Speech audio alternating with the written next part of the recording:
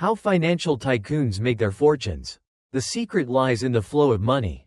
Ladies and gentlemen, have you ever wondered how much wealth you can accumulate in your lifetime? Have you ever thought about how much money you can earn in your lifetime? Let's test your intelligence. Suppose you can only earn 10 billion in your lifetime. How to change your destiny and earn more than that number? If you can't find the answer, there is only one reason. You don't understand money and also don't understand Buddhism. Today I will reveal some truths about the capital market. These truths may cause me to offend some big corporations. It may even affect some countries. So I will speak tactfully, but still enough for everyone to understand. The first thing you need to remember: never think about owning money. Because money never really belongs to you. Money always belongs to your country. What we need to do is find every legal way to put money in our pockets and then keep that money. Keep moving and working for us. As long as you understand that money is not yours, you will be able to change your destiny and there will never be a limit to wealth. I believe that those who have followed me for a long time have certain perceptions about this. Do you realize that rich people really hate keeping cash in their hands? For example, today, I sold stocks and made a profit. But if that money just stayed in my hand, I would feel uncomfortable. This sounds like gamblers, right? Rich people and gamblers are actually only a thin line apart. The only difference is that gamblers use money to gamble, while rich people use money to buy assets to generate passive income. Why don't we like keeping cash? Some people will say that businesses need cash. Right, the most important thing for a business is not cash, but cash flow. Do you know? The difference between these two concepts is not simple. Have you ever heard of the concept of dead money? Money that doesn't always move is dead money. For example, there are parents who work hard all their lives, saving every penny for their children. But when they die, that money is used. And at that time the money that was enough to buy a house can now only buy a toilet. All because of inflation. If you don't know how to increase the value of money, if you only know how to save, then every day that passes your money loses a part of its value. It sounds exaggerated. Take out your wallet and look at the bills in. There is your name on it. No, it is your country's name. So who decides its value? You or your country? I tell you, it is not you. Nor is it entirely your country. Today I am not talking about shallow economic theories. About inflation. I want to reveal the truth behind it. I once asked a head of investment banking, a real financial shark. And from there I understood how the rich turn dead money into living money. As well as how this world shears the hair of the nine and the rice. None from ordinary people. I have said it before. I do not know who this speech will offend. So I advise everyone to like. Because you may not find this video later. I also want to emphasize that this channel was created to share information on how to get rich. To become entrepreneurs and financially free rich people. If you do not want to miss this important information, subscribe to my channel and turn on the notification bell. Now I will share a practical knowledge. I have said before that people should learn how to use financial leverage to buy more real estate. But some people ask, what if house prices fall? What if I don't have enough money to pay my debt? Let me tell you a story. Although it is very simple but can help some people break down their T blocks. There was a bank employee. His son asked, "Dad, this bank is not yours. So why do you earn so much money just being an employee?" The father said, "Go to the refrigerator and get a piece of meat here." The son obediently followed. After that, the father said, "Now put that piece of meat back in the refrigerator." The son felt uncomfortable but still did as his father said. The son immediately said, "Dad, are you kidding me, or did I say something that upset you?" The father smiled and said, "No. Dad was just giving me an answer." The son angrily replied, "Dad just told me to run back and forth." The father smiled. "Look at what's on your hand." The son suddenly woke up. I don't know if everyone understands, but why do rich people always borrow money? Is to keep the cash flow flowing through their hands. Understand? Oh no. Just need money to continuously flow through our hands. We will always make a profit. But don't get me wrong. I don't teach people to embezzle or do anything illegal. The important thing I want to say here is that we need the right to use money, not the right to own it. Do you know who the companies behind games like Mobile Honor of Kings are? If your answer is a game company, then I want to ask more. Do those companies really make money from games? Do you have to pay money to play these games? No, they are completely free to download. Right, so how do those companies make money? If I say that these companies are actually financial companies, do you believe it? Let's clarify one issue. Can a business create money by itself? Legally, it can't. But think carefully about what money actually is, right?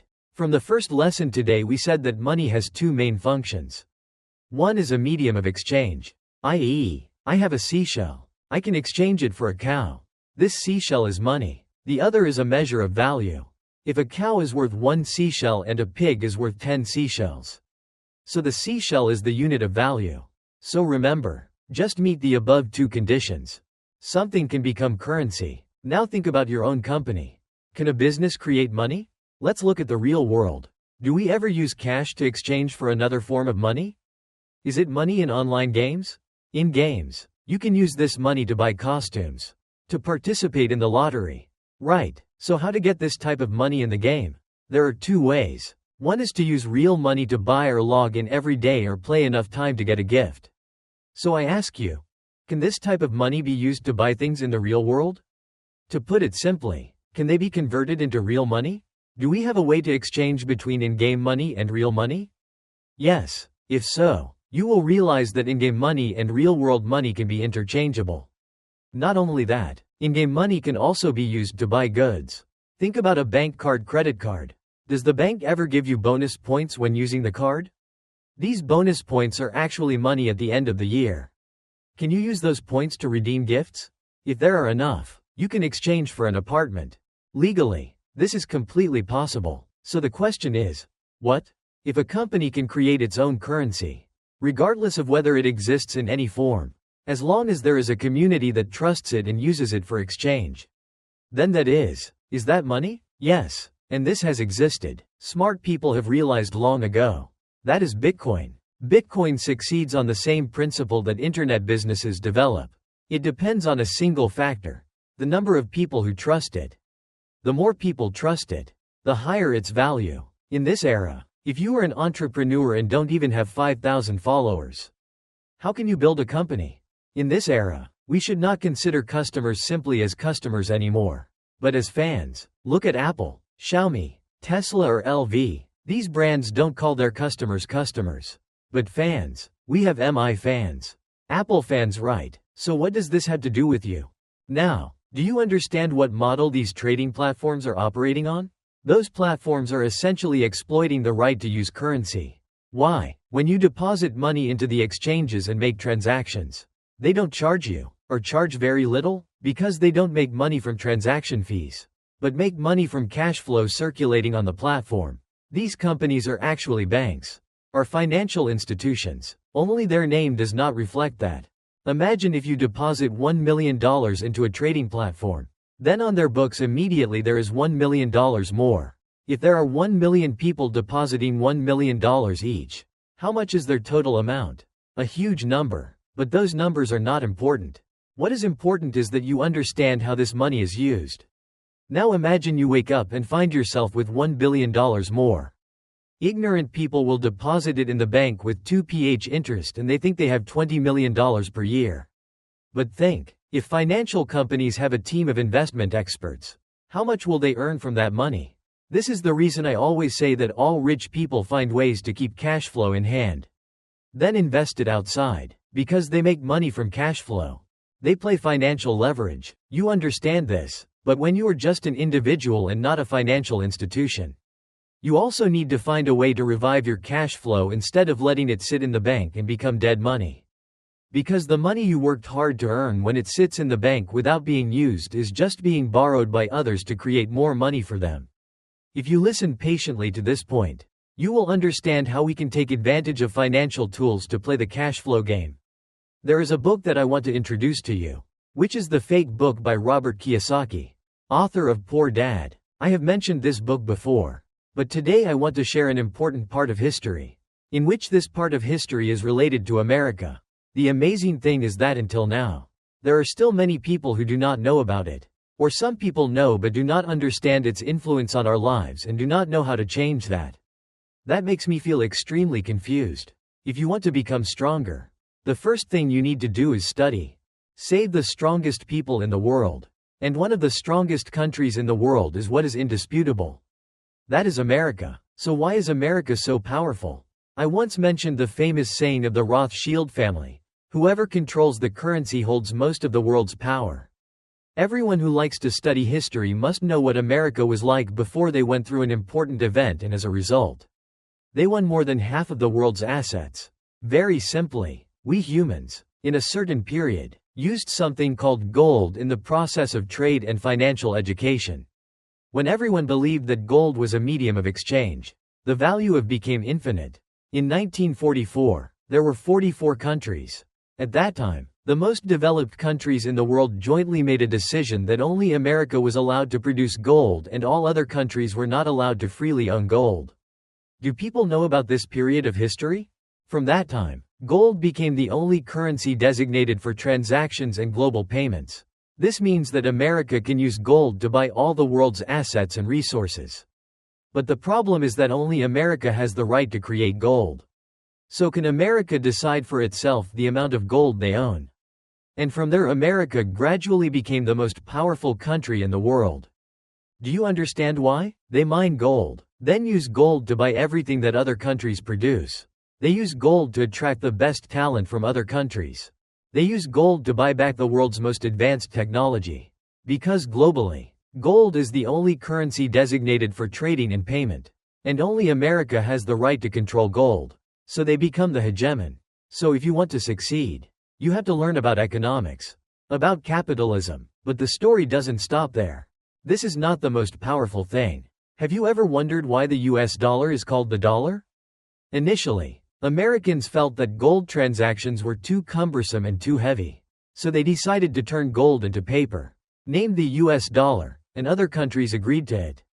From the moment the US dollar became the only international payment currency, everything changed completely. So the US dollar was issued by someone, the US Federal Reserve. Then President Nixon declared the abolition of the gold standard. What does this mean? It means from that moment, the amount of US dollars printed was completely decided by the US. They can print as much as they want. Gold is no longer the standard of exchange for dollars. But the value of the dollar is based only on the prestige and economic strength of the US. But there is a problem. If the amount of gold in the world is too much, it will lose its value. So what to do? America has two ways to control gold. One is to mine gold from their own mines. Two is to borrow gold from other countries. If other countries do not lend them gold, they will mine more gold from their own mines, causing the amount of gold on the market to increase and causing the gold of other countries to lose its value. Few people know that currently America has printed tens of trillions of dollars. And this number is still increasing every second. So when I said that you should borrow money to buy a house, someone asked me, what if the house prices fall? What if I can't pay my debt? What if I go bankrupt? But I just want to ask the opposite question. What if your money keeps losing value if America can't pay its debt? Do you want to keep cash or do you want to keep assets like houses and gold? Everyone knows America is in debt. But why don't they collapse like normal businesses? Because they have the power. Now people are talking a lot about metaverse virtual world. In the future, it's very possible that we will enter a completely virtual world. And I believe this can become a reality. Before online games, did anyone think that we could fight each other in a virtual world? Did anyone think that we could sit in front of a computer screen, connected to the internet, forming a team and hunting monsters together? Before, everyone thought this was impossible. But now, what about now just having a phone? We can chat with each other through applications, texting and social networking. So in the future, creating a virtual world is not too far away. Actually, when I was a kid I used to imagine this. Maybe because I watched some cartoon. I used to imagine that our real world, although there is no Pikachu or Mutual, but if we are in a virtual world, can we participate in magical Pokemon battles? But okay, I'm going a bit far away. What I want to say is online games have their own currency. So in the future, what currency will the virtual world use? Will it still be the US dollar? If not the US dollar, then what will happen to America? Everyone can leave a comment and let me know what you think. No matter what your answer is, one thing is for sure. The amount of cash in the world will increase. And that means cash will also lose value. Not to mention we are now entering the K era of the dynamic internet with artificial intelligence and the metaverse. Can D do a bunch of ivory? Fitness is like every revolution, economic and technological. If a big filter, don't ask anymore. Look at the recent pandemic. It forced many industries to convert from traditional business models to online. It can be seen as a stepping stone to help people adapt gradually instead of letting a technological revolution happen suddenly.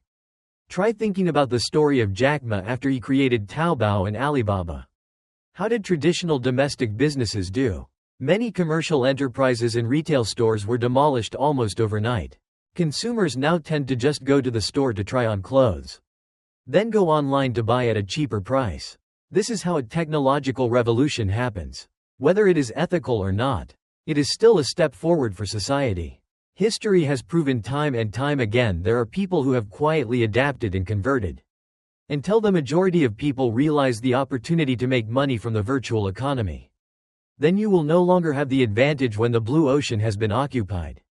I always encourage people to start a business, but I also understand that not everyone dares to step out of their comfort zone to change their destiny. I myself started from zero. Everyone who knows me understands my ability.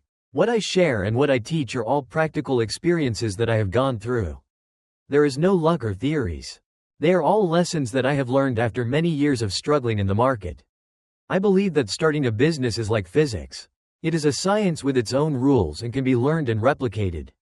As long as there is a system and a clear framework, you can completely apply it to your real life situation. And now I will share with you the most important part of this content.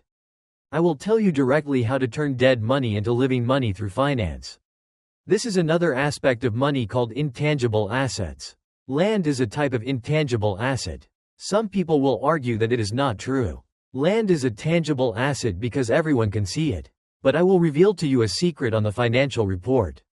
Land should be listed as intangible assets. Why? Those who have followed me long enough must have known the answer. Because what you buy is actually the right to use the land. And what is the right is intangible assets.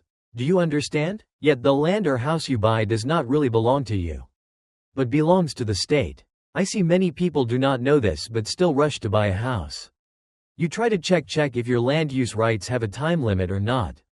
In this world, except for the things you eat, everything else does not really belong to you. This is the biggest truth of this world. You may need time to accept that. So from now on, don't think about owning something, but think about how to use it. Love is the same. Don't try to own or control the other person. But I'm going a bit far. Let's go back to the main topic. How to turn dead money into living money. Listen carefully. Suppose I have $10 million. I use that money to buy a piece of land but in my company's name, and you also have $10 million. But you leave it in your company's bank account.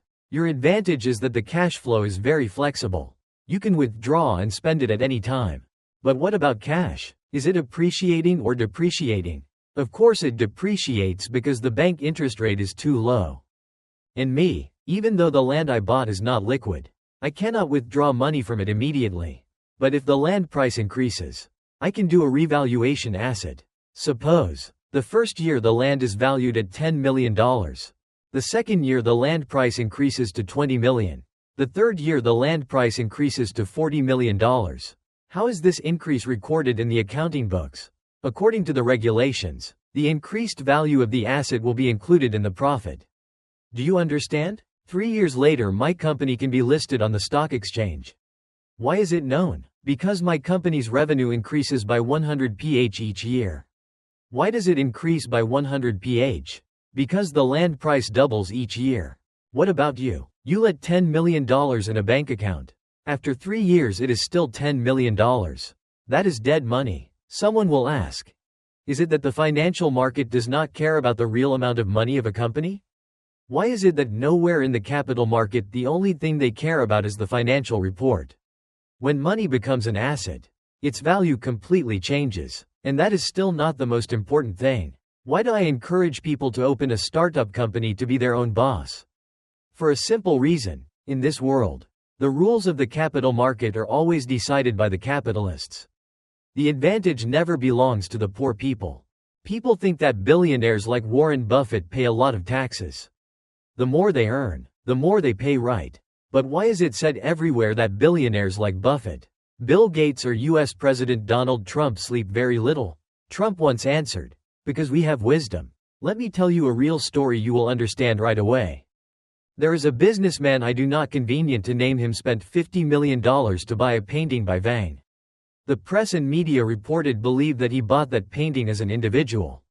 But the big difference is that buying as an individual and buying as a company are two completely different things. If a company spends $50 million to buy a painting, then how will the painting be recorded?